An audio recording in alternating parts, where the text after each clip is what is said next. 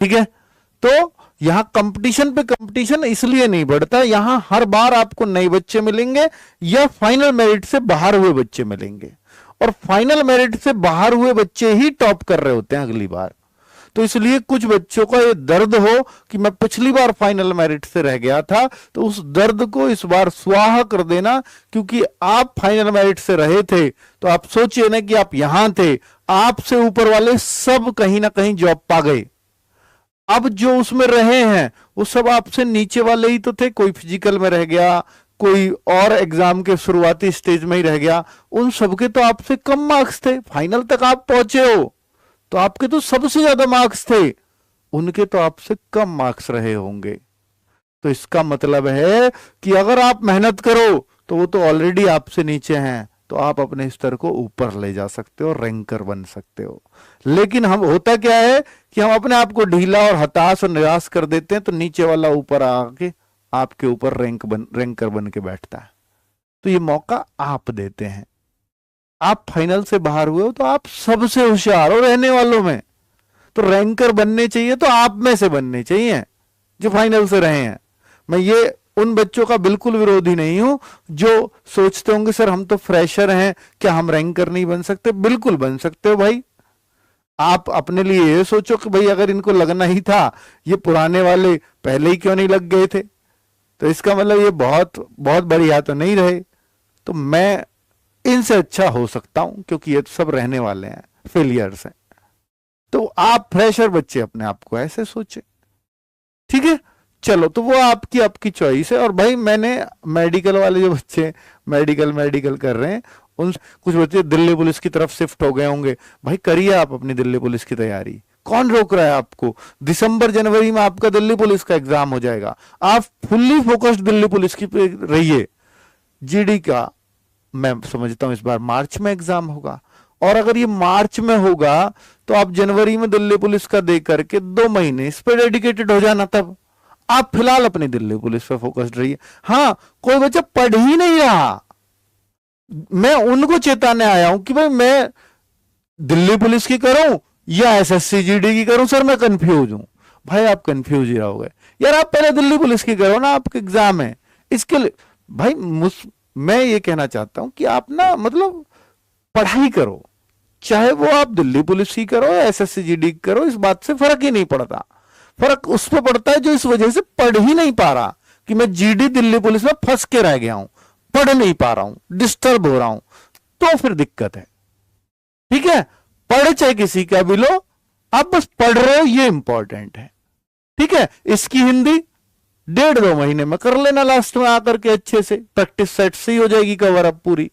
SSC GD किसके लिए आसान है और किसके लिए टफ है?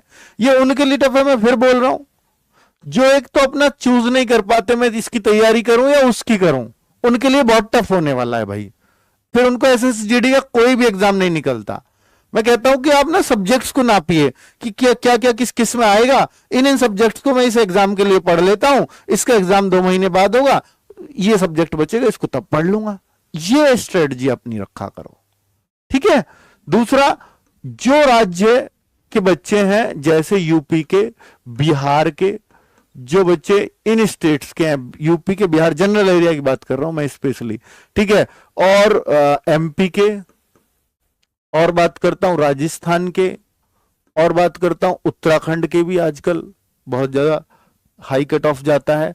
तो ये जो स्टेट्स है ना, ये बिल्कुल रेड जोन स्टेट आप इनको बोलिए, और इनकी भी जो फीमेल है उनके लिए बहुत टफ पड़ता है ये एग्जाम, क्योंकि 10% से भी कम वैकेंसीज फीमेल के हिस्से में आती हैं। बाकी आप अपने स्टेट पुलिस में देखते हैं तो कम से कम 20% कोटा फीमेल्स का होता है, दिल्ली पुलिस के अंदर देखते हैं तो 33% कोटा फीमेल्स का होता है, लेकिन यहां फीमेल्स का कोटा केवल 10% या उससे कम। तो फीमेल की अपने स्टेट में नौकरी बहुत आसानी से लग जाएगी, एसएससी जीडी में इन स्टेट्स की फीमेल्स की बहुत मुश्किल हो जाती है। ठीक है। दूसरा ये कि इन स्टेट्स के लड़कों के लिए भी एक अच्छा एक्सपीरियंस वाले लड़के ही यहां पे एक अच्छी पोस्ट ले पाते हैं, ये नौकरी ले पाते हैं। कोई ये कहे कि नहीं मैं इन स्टेट्स से भी हूं और मैं थोड़ी सी पढ़ाई करके एक एसएसजीडी में अच्छी पोस्ट ले सकता हूं, तो भाई अब अभी आप सपनों में घूम रहे हो, अभी आपको इसका ज्ञान नहीं है, ठीक है। तो इसलिए मैं आपसे कहता हूं कि इन स्टेट्स के बच्चों को बहुत सीरियसली तैयार होने का जरूरत है, ठीक है। एसएससी का प्री मेडिकल 6 और 7 अक्टूबर को होगा, बता दिया भाई, ठीक है। वो बनवाया हुआ है गूगल फॉर्म वगैरह सब, एक वीडियो बनाई, उसको देख लो अच्छे से, ठीक है। चलो नेक्स्ट, अब किसके लिए आसान है?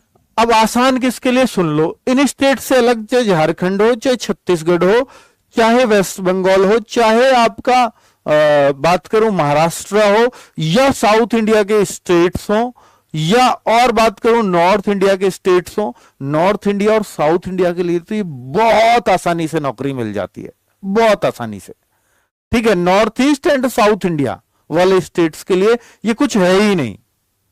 और बाकी महाराष्ट्र और वेस्ट बंगाल में भी आजकल इसमें भी टफ कंपटीशन हो गया है, क्योंकि हिंदी भाषी स्टेट्स के बाद अगर किसी राज्य में ज्यादा कंपटीशन देखने को मिला है एसएससीजीडी में, तो महाराष्ट्र में और वेस्ट बंगाल में मिला है। तो इन लोगों को भी थोड़ा सा सजग रहने की जरूरत है कि महाराष्ट्र से हूं तो भाई मुझे जान लगानी पड़ेगी, तब मैं एसएससीजीडी में अपनी चॉइस की पोस्टिंग ले पाऊंगा। थोड़े से मेहनती बन जाइए। मैं बता रहा हूं कि भाई वेस्ट बंगाल के बच्चे टॉप, पूरा ऑल इंडिया टॉप कर रहे हैं, आप सोचिए ना एसएससीजीडी में, ठीक है। जिनकी कट ऑफ इतनी कम जाती, क्योंकि वहां उनके जीन में है, वो बहुत इंटेलिजेंट लोग होते हैं। आप देखिए ना, पहला नोबेल पुरस्कार बंगाल को गया है, और बहुत पहले से है वहां पे।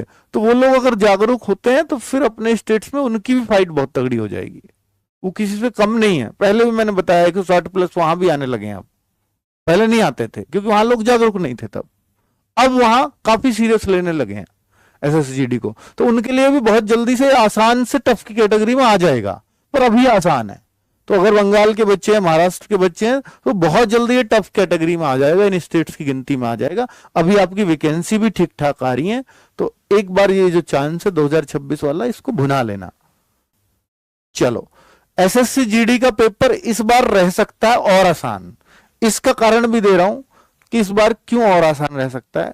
कंपनी चेंज हुई है, आपको मालूम है। तो ये जो नई कंपनी है, ये जो पेपर बना रही है, ये आपकी क्वालिफिकेशन क्या है एग्जाम के लिए, तो 10th पास है। तो ये 10th पास जहां जहां भी जो भी एग्जाम हो रहे हैं, उनको ये बहुत आसान बना दे रही है। इस बार आप देख लेना, एमटीएस का पेपर भी बहुत आसान आने जा रहा है। आपने देखा सिलेक्शन पोस्ट में 10th, 12th और ग्रेजुएशन लेवल के तीनों तरह के पेपर होते हैं। 10th लेवल बिल्कुल लड्डू ही बना डाला उन्होंने। तो आप ये समझ लीजिए कि ये लड्डू पेपर हो सकता है इस बार आए। तो टफ होने के तो चांसेस है नहीं, लेकिन हिंदी थोड़ी सी डिफरेंट देखने को मिल सकती है। मैं अलग वीडियो में जिक्र भी कर चुका हूं, पर उसके लिए हम आपको तैयार कर देंगे, उसकी चिंता मत करिए। हिंदी अब भी आपकी 20 में से 20 ही होगी, उसी तरह से आपको पढ़ाया जाएगा, ठीक है। एसएससीजीडी में एज, ये मैं आपको बहुत पहले ही बता चुका हूं, क्योंकि अब ये नाम 2026 देने लगे हैं, इसलिए अब ये 1 जनवरी 2026 से एज मांगेंगे। अर्थात जो बच्चे दिल्ली पुलिस का फॉर्म नहीं भर पाए, अंडर एज रह गए, वो सब इसका फॉर्म भर पाएंगे। यानी जिस बच्चे की एज 1 जनवरी 2008